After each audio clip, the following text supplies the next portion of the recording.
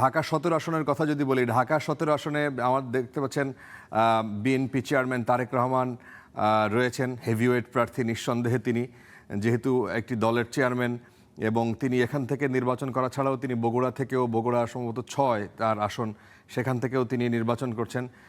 ঢাকায় তিনি যেখানে নির্বাচন করছেন এই আসনটি আসলে একটু এলিট শ্রেণীর মানুষের বসবাস। ঢাকা ১৭, গুলশান, বনানী, ক্যান্টনমেন্ট এবং ভাসানটেক, এখানে রাজধানীর কেন্দ্রবিন্দুও বলা হয়। এলিট শ্রেণীর মানুষ, বড় বড় ব্যবসায়ীরা, বড় বড় পয়সাওয়ালারা বসবাস করে এই গুলশান, বনানীতে। ভাসানটেকের কিছু অংশ এবং হচ্ছে ক্যান্টনমেন্টের এরিয়াটা এর মধ্যে পড়েছে। এইখানে চারজন, তারা ছাড়াও যে দুইজনকে দেখতে পাচ্ছেন, একজন বিএনপি চেয়ারম্যান এবং জামাত থেকে এখানে নির্বাচন করছেন ডাক্তার খালেদুজ্জামান, তিনিও বেশ আশাবাদী এবং দৌড়ঝাঁপ করছেন। তিনিও নানা কারণে আলোচিত। আমরা কয়েকদিন আগে একটা ভিডিও নিয়ে বেশ সমালোচনার জন্ম দিয়েছিল, সেটি আমরা দেখলাম কয়েকদিন আগে। বিএনপির সাথে আগে একটা সময় যখন জামায়াতের জোট ছিল তখন আমরা তাদেরকে দেখেছি একসাথে তারা রাজনীতি করেছেন। এই এলাকায় উচ্চবিত্ত মানুষ যেমন বসবাস করে তার সাথে নিম্নবিত্তরাও আছে। 1991 সালে এই আসনটার কথা যদি বলি, সেখানে আব্দুল মান্নান, তিনি বিএনপির নেতা ছিলেন তখন। ঢাকা এই আসনটার নাম্বার ছিল ঢাকা ৫ এবং তিনি সেখান থেকে তিনি সেখান থেকে জয়লাভ করেন। 1996 সালে মাহবুবউদ্দিন আহমেদ, খন্দকার মাহবুবউদ্দিন আহমেদ, তিনিও বিএনপির থেকে এই আসন নির্বাচিত হন।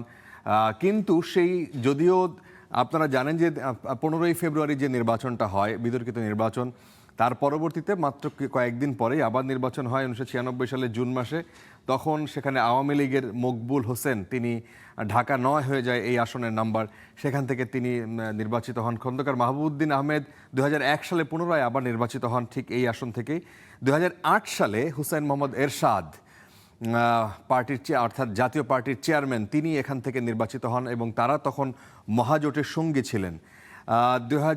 এরপরে 2014, 18 এবং 24 এই সময় আর না বলি, এখান থেকে একসময় চিত্রনায়ক ছিলেন ফারুক, তিনিও নির্বাচিত হন 2018-তে। সেই নির্বাচন ছিল বিতর্কিত নির্বাচন। 2024 সালে এখানে আওয়ামী লীগের যিনি তথ্যমন্ত্রী ছিলেন সবশেষ, মোহাম্মদ আরাফাত, তিনি এখান থেকে নির্বাচিত, যদিও নির্বাচিত বলা এখন ঠিক না, এই নির্বাচন নিয়ে ব্যাপক রকমের বিতর্ক ছিল। 2024 সালে পুনরায় মোহাম্মদ আরাফাত, তিনি এখান থেকে আবার নির্বাচন করেন।